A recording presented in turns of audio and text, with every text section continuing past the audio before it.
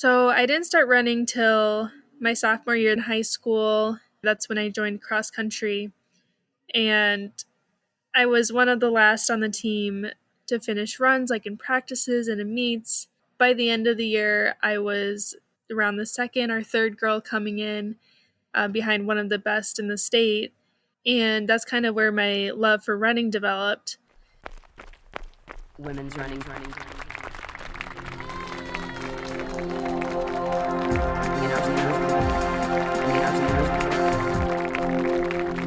Women's running stories.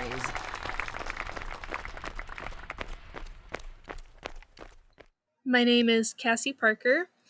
I graduated from Loras College this last May of 2023.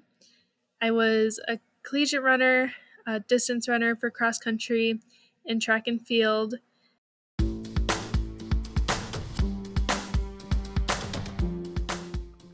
And that collegiate career that Kassie Parker just finished was one of the best D3 running careers on record. But before we get on to her story, as well as how it all went down for her at the USATF 7-mile National Championships, which just took place this last weekend, July 29th, 2023, at the Big 7 in Davenport, Iowa, I want to welcome you to Women's Running Stories. I am Cherie Louise Turner. I am your host and producer. And this podcast is a proud member of the Evergreen Network of podcasts. There's another podcast in this network that I also think you will really enjoy, and that is The Planted Runner. Every episode, host and running coach Claire Bartholic brings you information that you can apply to your own running. In particular, I really like the Mental Minute. She's got one in every episode, and these are just quick tips on how you can improve your mental strength in running. And not only that, but I find that a lot of these tips apply to regular life as well. But I'm always looking for ways to up my mental game, and just having these little reminders, it just gives me something to focus on in the moment. And even if they're things I've done before, they're always good to come back to. So yeah, Claire's episodes are full of really tangible, useful information, and I encourage you to go give it a listen. She comes out with new episodes every Thursday, so be sure to subscribe. Again, it is The Planted Runner. And of course, look to the show notes for links to how you can find the podcast. Now on to the episode. Kassie Parker did find her love of running in high school, and by her description, she had an average high school running career. And her plans going into college did not involve running racing at all. But she had a change of heart, and she decided to race with the non-NCAA club running teams at the University of Iowa. Parker transferred to Loras the following year, where she began her D3 career, racing cross-country as well as indoor and outdoor track. In the realm of goals, she set her sights very high. And so I kind of had these goals in mind of I already knew what I wanted to do when I transferred to Loras. I was looking at the Nationals record list, and I was like, it'd be really cool to get the 5K record. For some reason, I wanted the 5K record. I was like, I can do that. Kassie had big goals, indeed, and her collegiate career was marked by a steady progression, determination, and increased success. She was looking far down the road, but taking the intermediate steps to get there. Her first aim was to become an All-American, which she did her very first cross-country season at Loras in 2018. And as she says, and that's kind of where everything kind of started rolling. All right, well, maybe not immediately. Kassie's first indoor season was marked by burnout and less than thrilling performances, but that all shifted for the outdoor season. For outdoor, I wanted to try the 10K, and my coach was like, oh, your mileage isn't really the best, but we can for sure try it. So I ran my first 10K, and it actually was a solid time. It was like 35 minutes and like 34 seconds, somewhere around there. And I was ranked 7th in the nation And then for the 5K, I think I was like 12th or 13th that season. But that was my first outdoors experience. And I remember running the 10K at Outdoor Nationals that year. And I was just sticking with the top group because I knew I was seventh. I was going to be around 6, 7, 8 at the 5K. And I was like, I feel really good. Kind of went out slow. So at the 5K, I took the lead and no one stuck with me. And I was finishing and I was just mind blown that no one wanted to stick with me, or no one, went with me or pushed me or challenged me for a national title. So that was my first national title in 2019. And that was probably where my confidence grew the most and my motivation. And then I ended up coming back 2 days later and All-American in the 5K. It was super hot that day. It was like 90 degrees. As I remember, everyone was just overheated.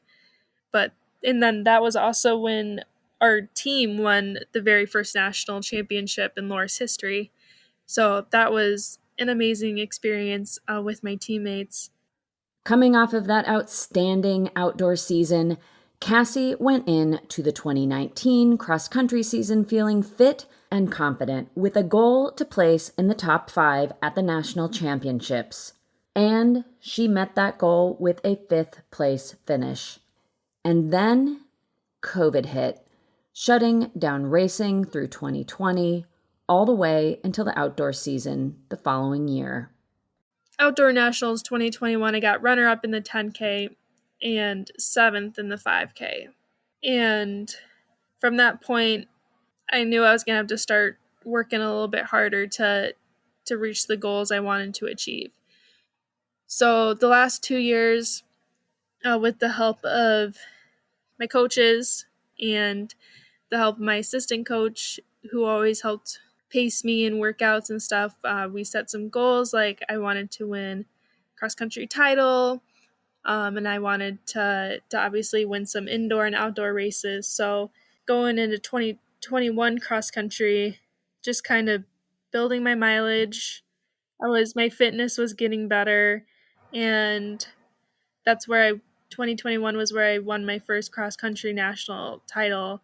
And then that just kind of rolled right into indoor season. And this was my last year of eligibility. And so we went to indoor nationals. I was entered in the 5K, 3K in the DMR team. And so the 5K, I was pushed a little bit. I mean, the goal was to just kind of to roll easy in front, but I did come away with the win there. And then I had about 2 hours to recover for the anchor leg on the DMR. And I just remember, like, I was excited. Obviously, I was nervous, but I was excited because I just love racing.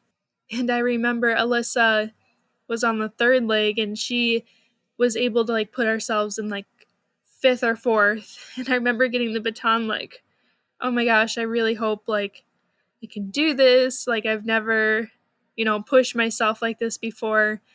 But I was able to kind of stay in that position, and I tried to go for the win, but I was outkicked, and we ended up getting runner-up, and that was pretty exciting for our team. We were really pumped up about the next day. And then coming into the next day, because I still did 3K, I was like, oh my gosh, I don't think I'm going to be able to do this because my legs are so tired. Like, I ran 2 races, but I was able to kind of control the race and come away with the win. And I was like, it was probably one of the best weekend performances I've ever done. So that was just an amazing experience. Kassie would go on to earn runner-up spots in the 5K and 10K at the Outdoor Nationals in 2022, and then she won her second cross-country national title in the winter of that year.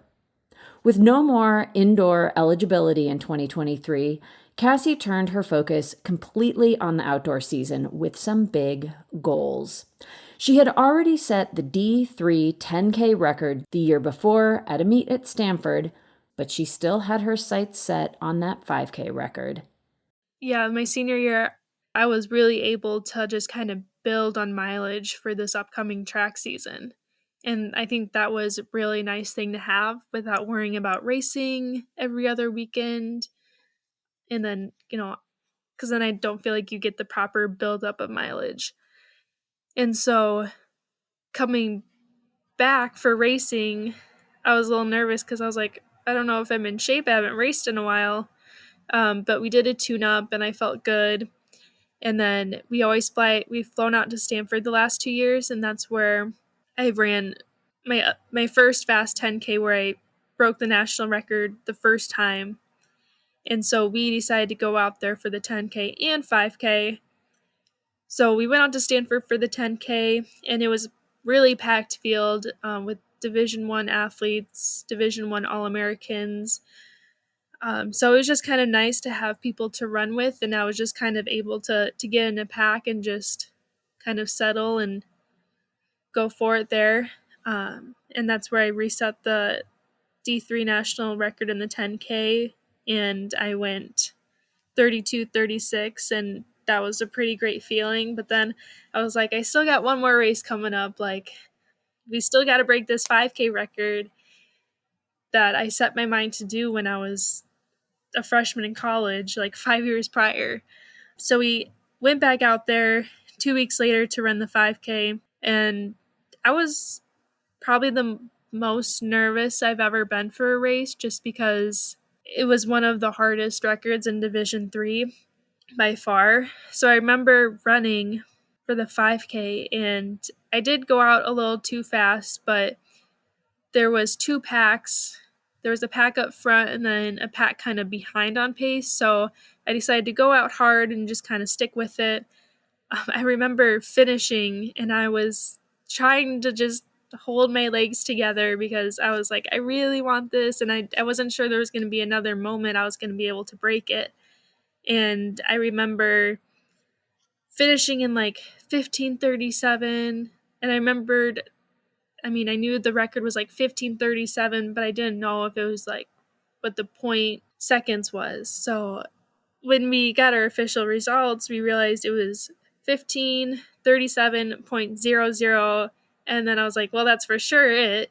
But I was a little disappointed I wasn't able to break it by more. But I still broke it, and I still ran a pretty good time. And that was enough for me. And we just kind of rolled with my fitness through outdoor season, and I was finally able to accomplish the 10K, 5K double at outdoor, and kind of put a cap to really nice finish to my collegiate career.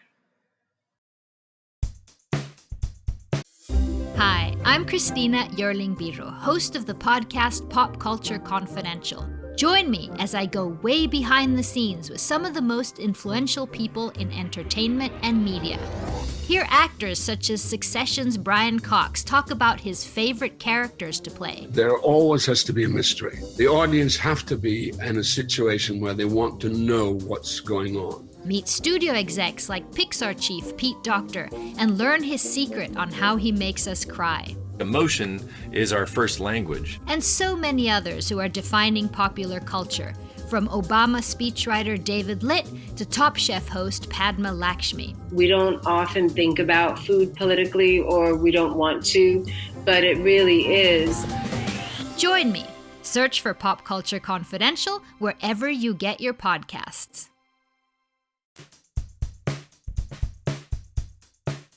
Putting those outstanding finishing touches on her incredible collegiate career, Kassie has wasted no time in launching right into her pro career.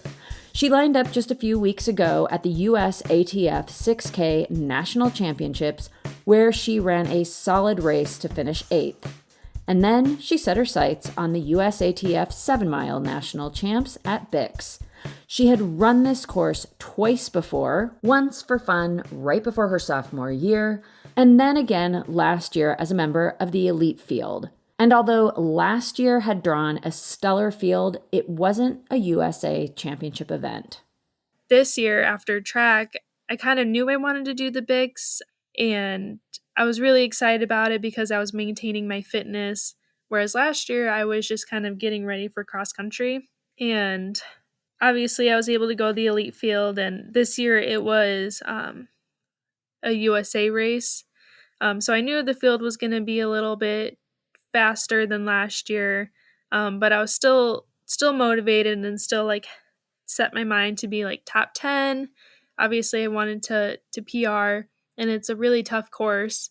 It's the first half mile is probably straight uphill, and then you turn, and then it's like flat to downhill for the next 2-ish miles, and then a little bit of uphill. You turn around, you go up, then down, and then back up for like 2-ish miles. It's like gradual hill, and then you go down that hill and finish.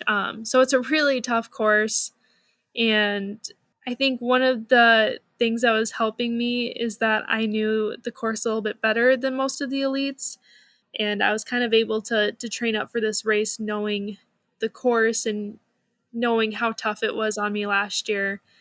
And so this year I felt super prepared, to accomplish my goals.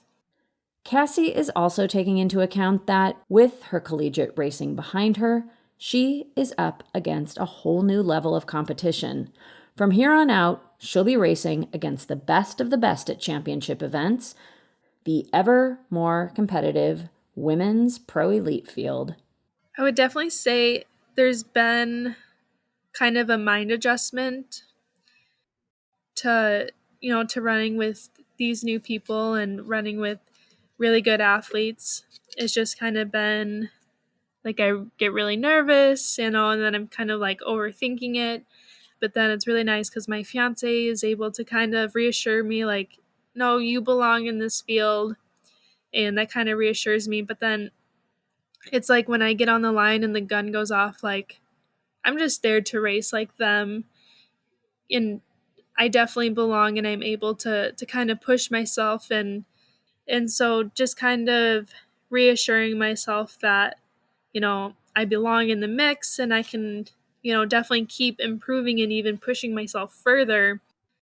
Yeah, running with the best of the best, Alphine and Annie Frisbee and all those other girls that have placed in front of me, and just watching their careers the last couple of years has definitely been inspiring to me. Like, just kind of following their lead, like their work ethic, and just kind of remembering that maybe I can be up there with them in a couple of years. Just kind of, I feel like it just keeps me motivated, to keep working and trying to get up to their level.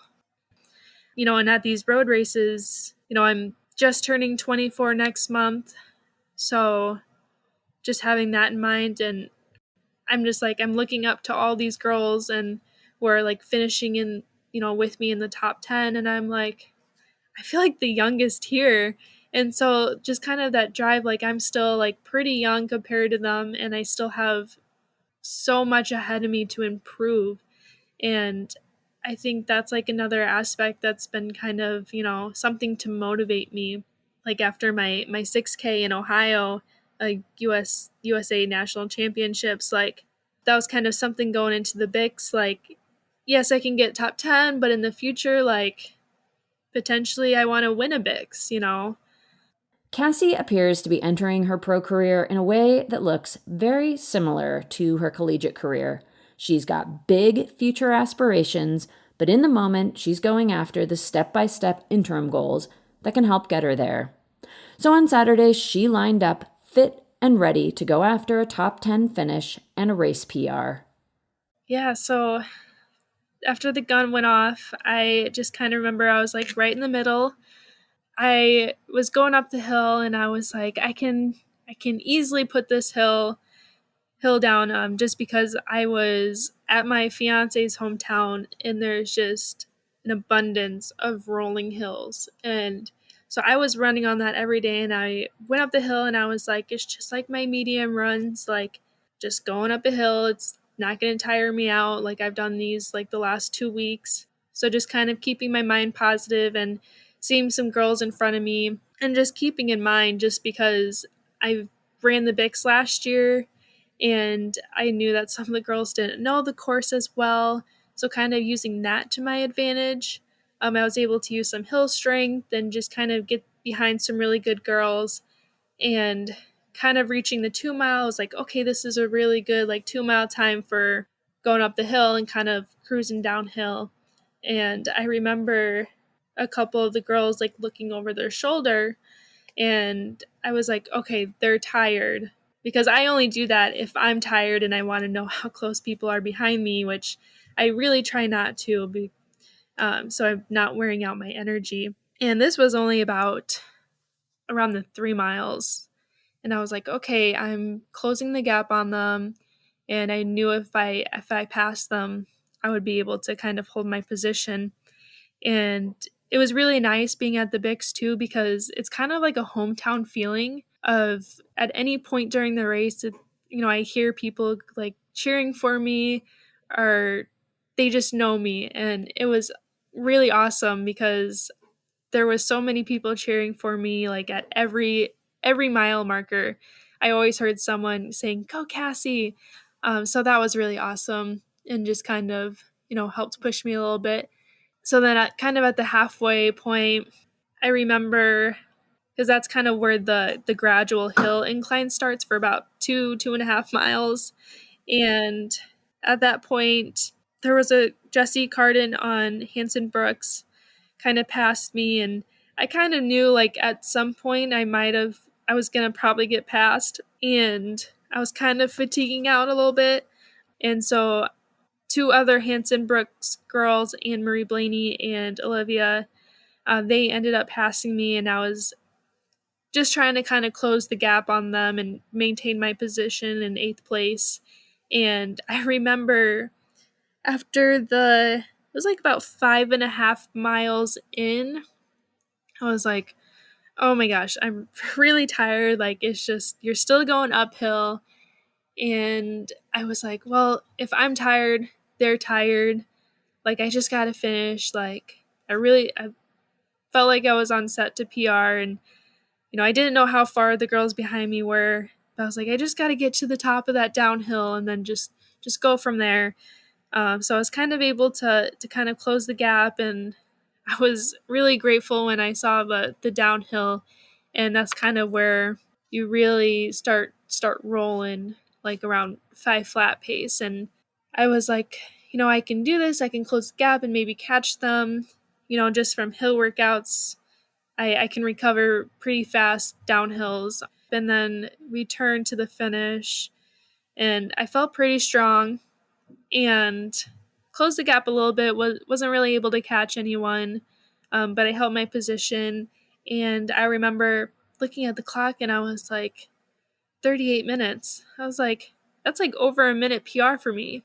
And so when I finished, I got together with the Hanson Brooks girls, and we celebrated and went back to the elite tent. And I realized I had a minute and 25-second PR, which is a huge deal, because the time I ran last year wouldn't even been top 10. So I was just kind of impressed with myself. That is a really difficult course. And I remember everyone was like, you're not kidding. That course was difficult. And I was like, yes, it is. Especially for it being a USA championship, the field was definitely faster than last year. I was just, really motivated to be top 10. I want to put myself in a position from the start, and just hold on and be able to push myself and, achieve my goals. So I definitely surpassed my goals of being top 10 and PRing. So that was a really, really good day for me. And just being able to be there with, former teammates and future teammates, and some, elite athletes who are very nice and welcoming and encouraging and motivating. With another strong performance in the books, Kassie is setting up to take her next big steps, joining her new team and planning for the future of her pro career. So right now I'm taking some downtime after the Bix, just a couple weeks off running. I'm still kind of cross training, swimming and biking, but I'll start back up here in a couple weeks, training for my upcoming season. I am joining the Hanson Brooks in this coming week. So hoping to move out there at the end of August and start training with the group, getting ready for their season. Like they can push me and hopefully I can push them and we can do some really good stuff together the next couple of years. So I'm really excited about, this new adventure I'm going to take. I know they do cross country, so that'll be fun and exciting. And then just training for the upcoming track season. And obviously it's Olympics year, so trying to do everything I can to just make it to Olympic trials this coming year.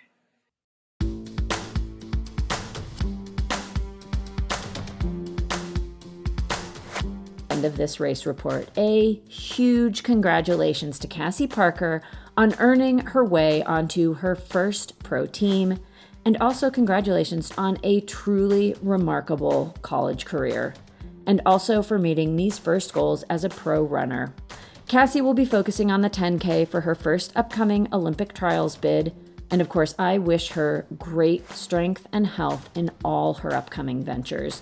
No doubt the experience and wisdom she gained through her college career will serve her well. She's a really exciting new pro to watch, and I'm really looking forward to seeing what comes next.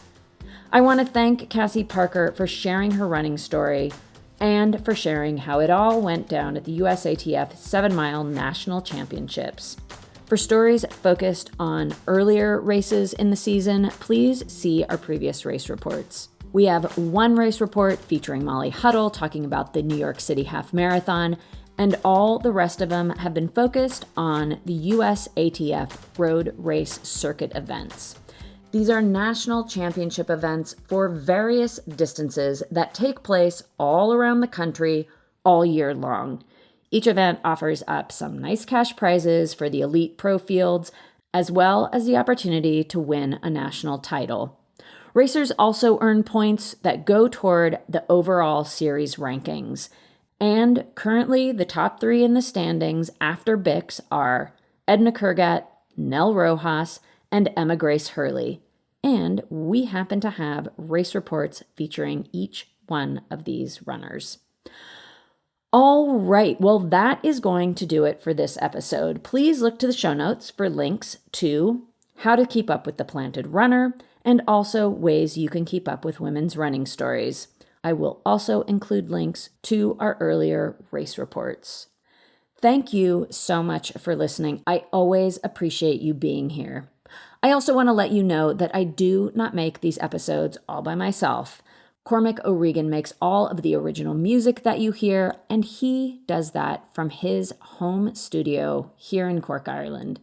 And with that, I am signing off for now. This is Cherie Louise Turner, your host and producer of Women's Running Stories.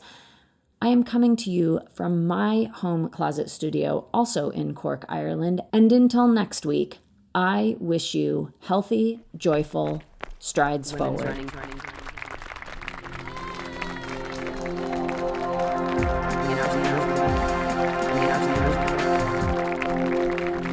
Women's Running Stories.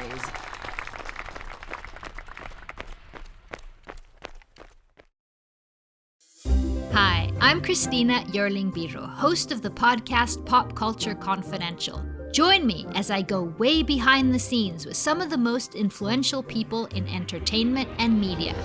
Hear actors such as Succession's Brian Cox talk about his favorite characters to play. There always has to be a mystery. The audience have to be in a situation where they want to know what's going on. Meet studio execs like Pixar chief Pete Docter and learn his secret on how he makes us cry. Emotion is our first language. And so many others who are defining popular culture, from Obama speechwriter David Litt to Top Chef host Padma Lakshmi. We don't often think about food politically, or we don't want to, but it really is. Join me. Search for Pop Culture Confidential wherever you get your podcasts.